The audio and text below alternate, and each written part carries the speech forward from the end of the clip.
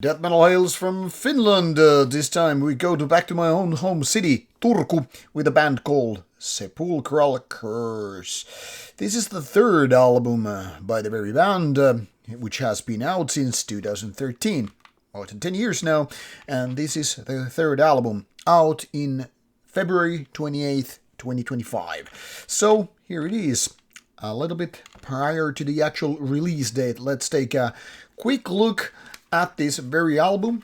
So unboxing, technically speaking, or unsleeving if you will, and then talk about the music. Now, the band has been quite active early on.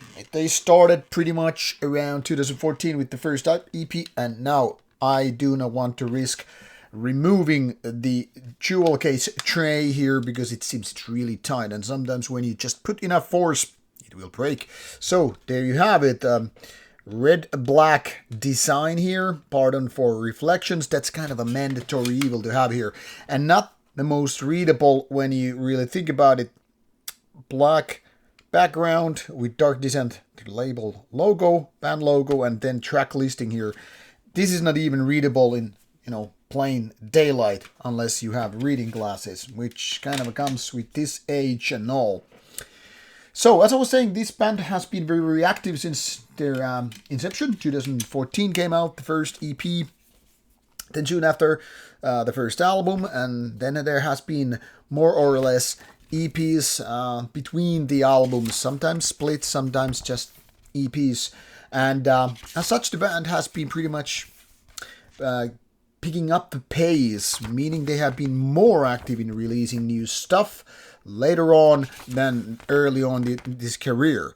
While it might sound like kind of backwards, I mean, sometimes bands are really more energetic, more creative and all that stuff early on in their careers. It actually makes sense that later on they do that.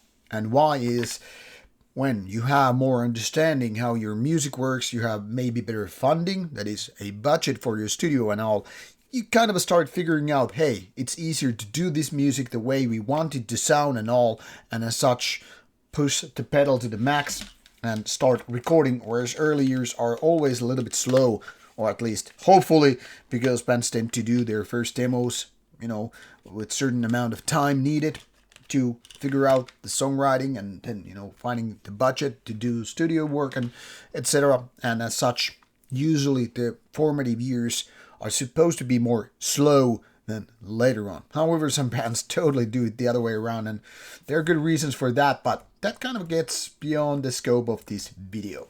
So here we are, Sepulchral Curse on the Metal Archive site, labeled as Blackened Death Metal, and founded in 2013.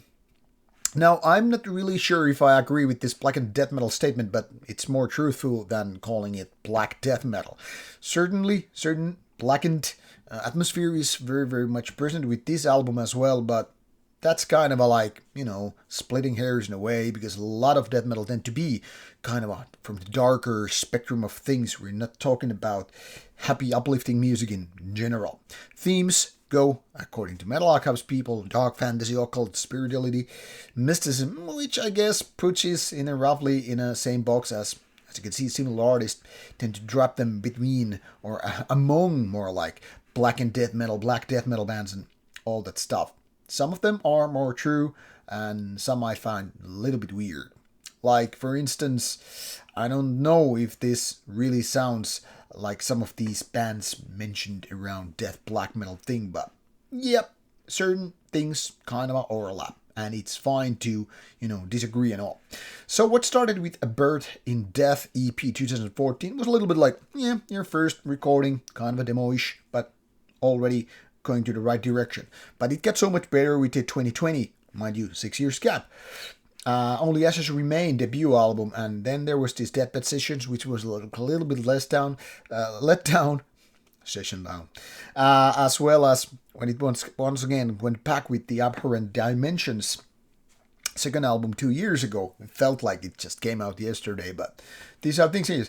And then there was this Ashen Curse split EP, 7-inch, just last year, 2024, which was like a okay, yeah, seems like a leftover track kind of a thing compared to the actual albums. Now, there are some releases which I didn't mention in case you noticed, and it's because I haven't heard all of it. And that's pretty much the story so far. So, 3 albums and a bunch of EPs to go with. So, in essence, to me, it sounds like it's a really bit of a roller coaster downs. The EPs are lesser material, if I get really critical about it, and the full albums are the better ones. So far, my favorite is the debut album. So, how does Crimson Moon Evocations stand out from the rest? Now, there is no total track length listed here as of yet, because this album isn't out at the time when I'm doing this video. Mind you, the same week that it's coming out. But I can tell you it's less than 40 minutes, about 38 or so, if I would put it in my CD player and all. So I got this advanced copy straight from the band, which I'm very thankful. You know, their vocalist, really great guy, nice personality. You really wouldn't even figure out how nice person he is based on his sound, because it sounds kind of borderline demonic, or at least someone coming from the, sewers and all. If you ever watched Batman, well, movies, games, video games, whatever, you kind of get this Bane meets Killer Croc kind of a feeling. This creature lives in the sewers, but he's like Bane with the voice and all. No, that's a little bit geek commentary, but let's let it slide. So what we have here is 7 tracks with less than 40 minutes. And the thing is obviously very, very dark death metal. Kind of a basic, comes with the territory thing. And if you're now wondering to what kind of a genre sub-box you would put it, I would say more into the American section of style. It's not so rocking and kind of old school fashioned traditional death metal that you might find from Sweden circa 1990s, but more into the American world. But apart from those highly technical bands, we're talking about the brutal tech death, like, original, like that stuff. Forget everything about it. And then you also need to forget about bands like, Morbid Angels and Cannibal Corpses. This is not as violent nor fast tempo, mind you, even with the faster parts. So this album opens up with a rather fast part, which I was surprised because I was expecting some kind of, more slow, not slow tempo necessarily, but let's say mid-tempo section. So it starts with like, okay, now we are running towards you with this fast vehicle, not necessarily tank, because tanks are not that fast, but the kind of a heaviness is of course very much present there. Later on it kind of slows down only to pick up the pace once again, and that creates this roller coaster of a ride. So there are faster parts and mid-tempo parts, which is great in terms of diversity, which is very important when you're not exactly doing different sets of songs. I mean, we're not talking about heavy metal albums which have the uplifting parts, the ballads, and the funny parts and all. We're talking about dark death metal, which is supposed to sound like dark death metal all the way through. So obviously these tempo changes are very, very important in order to maintain the, focus on the music, but without sounding that every single track is the same. Now the vocals, once again, are very, very deep and strong, and something I really, really like. They're not as maybe, traditional if you're thinking about the early days of death metal vocalization, when it was more about moving on from thrash, sometimes not even growling, sometimes more like the thrash vocals. So these are very, very deep, and in that sense you might feel like there's a little bit of this kind of ultra brutal slam kind of a thing. But then again, the music is not that.